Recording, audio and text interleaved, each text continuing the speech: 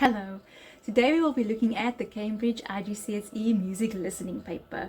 We are finally diving into section D today. So that has everything to do with our set works for the year. Now we only have to do and study one of the set works that Cambridge prescribes for us, so we have a chosen set work. So how the whole listening paper works is there's a CD1 on which all the sections A, B and C are on. Then we have a CD2 that will have everything to do with our chosen set work. So if you are doing the Beethoven, you will listen to the Beethoven CD, and if you're doing the Wagner, you will listen to the Wagner CD. And usually at one Cambridge venue, there will be candidates from the same school. And then you would listen to the one CD that has the one set work that you have studied. However, when there are private candidates involved, as well as homeschoolers that may enter at your center, if your center so allows, there is that chance that perhaps you would have to sit through both CDs and then just listen to the beautiful music of the one which you have not studied, but you are only going to answer questions on the set work you have studied. So for this very video, I am focusing on the Beethoven.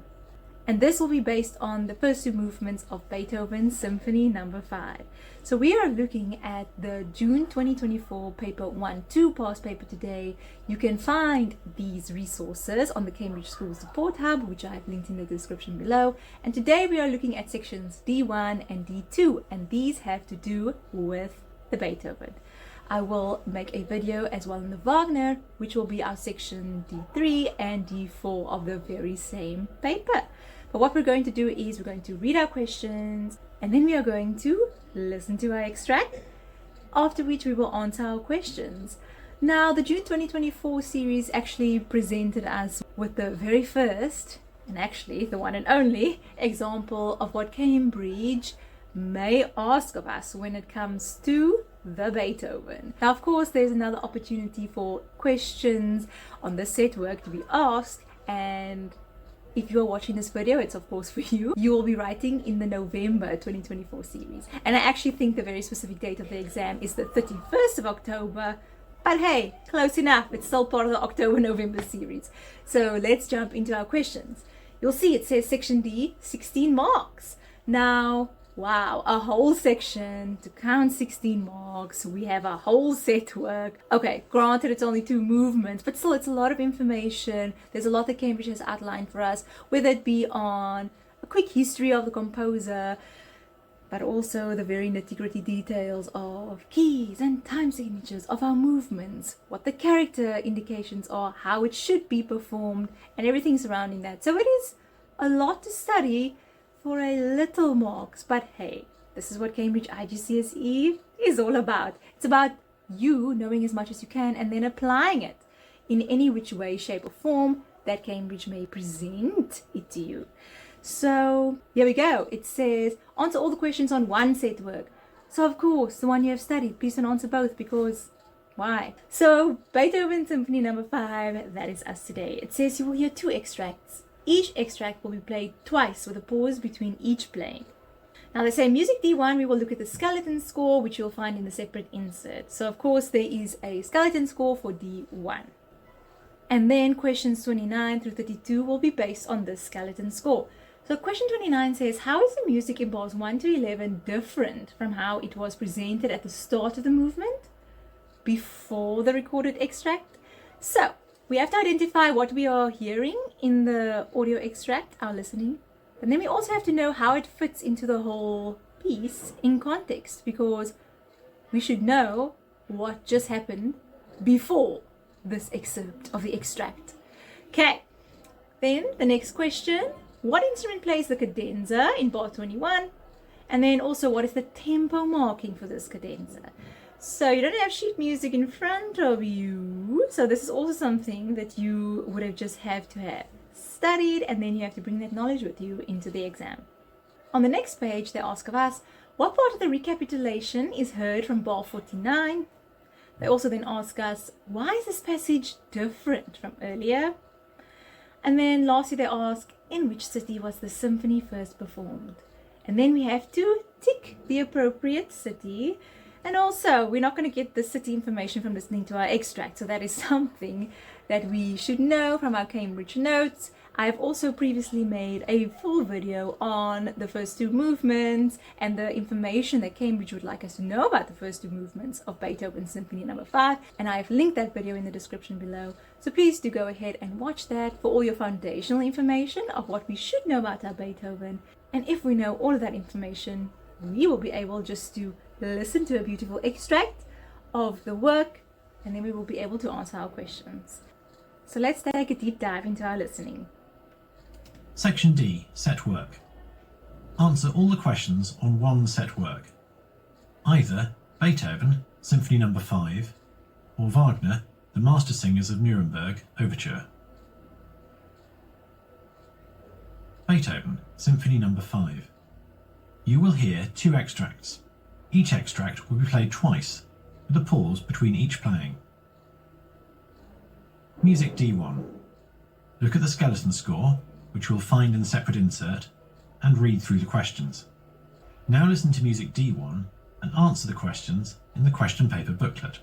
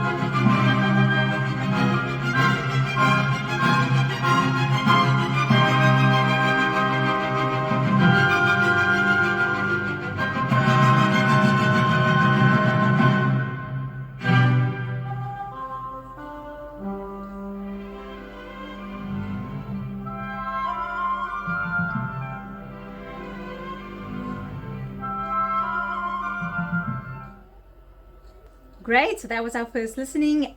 As you would have seen, it says each extract will be played twice. So they do give us two separate extracts here, one based on D1, one on D2. So D1 will be played first twice, so here we're only going to hear this twice, but I mean, we are familiar with this extract, hopefully, because our set work is something that we are tasked to study and to listen to a lot, so we should know this by now. So I'm pretty sure you don't want to hear the whole set work anyway in your exam. So we're going to answer questions 29 through 31. We'll listen again and answer anything that we may leave out. So first things first, they ask us, how is the music in bars 1 to 11 different from how it was presented at the start of the movement, which is of course before the recorded extract. So the first few bars here, I'd say from bar 1 to bar 5, they are the opening bars. It's been rescored here, so the melody has been rescored. We have different instruments, we have many more instruments, and the orchestra is definitely playing tutti here. And if you do want to add any specific instrument names, go ahead and you will get a mark there. Now of course we do need 3 facts for 3 marks here, but don't just give 3 instrument names and think you're going to get your 3 marks. I think just saying that there are more instruments playing here and then naming an instrument will at least give you 2 marks, but not more than that. From bar 6 onwards on our skeleton score, the melody is not just in octaves anymore, there are harmony notes in the winds, so the flutes and the oboes. There is an oboe as well as clarinets that continue to play here. Then the bassoons, the lower wind instruments, have more of a melodic role over here than they did at the beginning of the movement. The first violins also take more of the melodic material. And then you will hear that the lower string instruments, so the violas, the cellos, the double basses, they all play pizzicato here. And any of those 3 facts will give you your 3 marks here. Then if we move on, they say which instrument plays the cadenza in bar 21. And that is definitely the oboe. And then the tempo marking for the cadenza is l'adagio. Then I'm moving on to the next page. I'm moving right to the last question. So question 32, it says, in which city was the symphony first performed? And of course it's Vienna. So we're going to go ahead and tick that. There is no other correct answer. So we'll take another listening to our extract and then we'll answer questions 31A and 31B, which says, what part of the recapitulation, or rather which part of the recapitulation, is heard from bar 49 on the skeleton score, and then why is this passage different from earlier? So let's hop into our listening and then we can answer those final 2 questions. Now remember, we only get to hear this extract of D1 twice, so this will actually be our second and final playing. So let's take a listen and then we can answer these 2 questions. Music D1, second playing.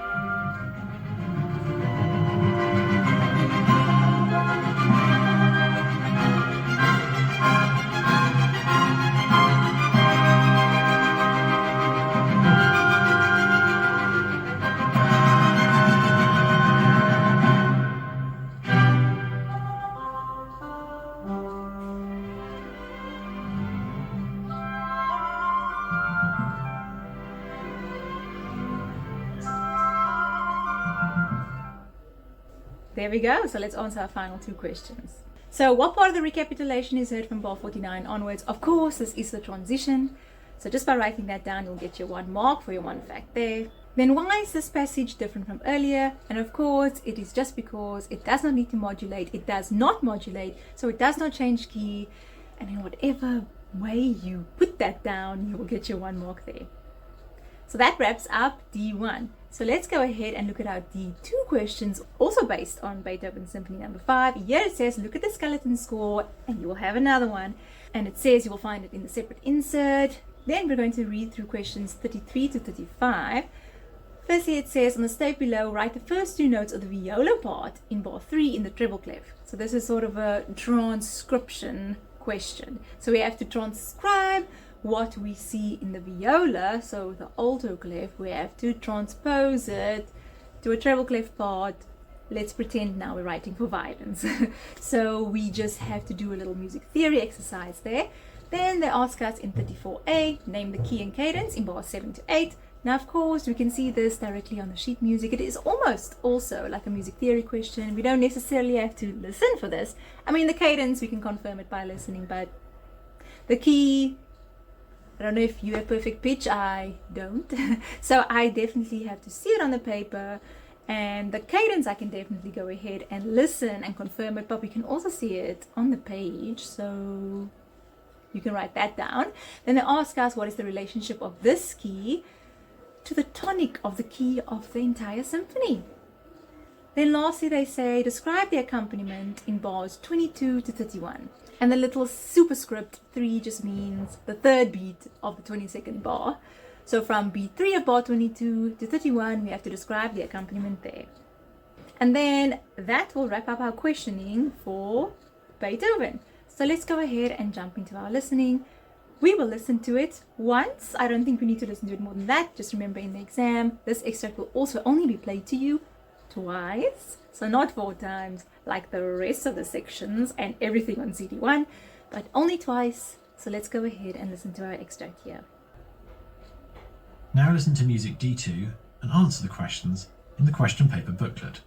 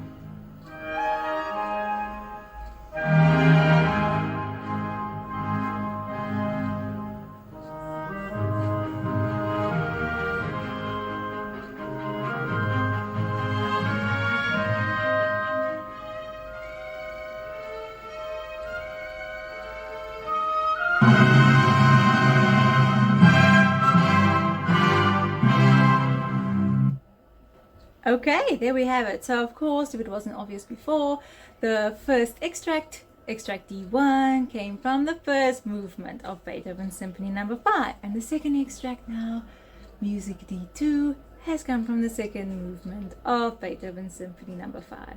So of course, we're hopping into our transcription question first. So they say on the stave below, write the first two notes of the viola part, and that is a dotted semiquaver D flat, just above middle C, going to a demi-semiquaver middle C. So that is what we will go ahead and put down on the treble clef stave. Then the key and cadence in bars 7 to 8. We are definitely dealing with a perfect cadence in A flat major here. The 4 flats give it away. And we also can see the dominant to tonic movement there. Then lastly it says, describe the accompaniment. In bars 22, the third beat, 231. And we have to give 3 marks for 3 facts here. So of course, when we think about the harmony here in the accompaniment, we can hear that the melody is harmonized in thirds and sixths. The violas also have triplet staccato semiquavers going on there, which are played in the guise of broken chords. And then the cellos and double basses have a pizzicato bass line, so they are plucking the strings there. The whole orchestra also comes in at bar 29, and they come in fortissimo, so very loudly. And you will be given a mark if you do say that the violins do join in at the ends of phrases. So any of those 3 will get you your 3 marks there. And there we go, that wraps up our 2024 June paper 1-2 past paper regarding the Beethoven set work. And I hope that this does help you prepare for what may come up in your November 2024 paper regarding Beethoven's Symphony No. 5. Your chosen set work for your IGCSE music listening paper.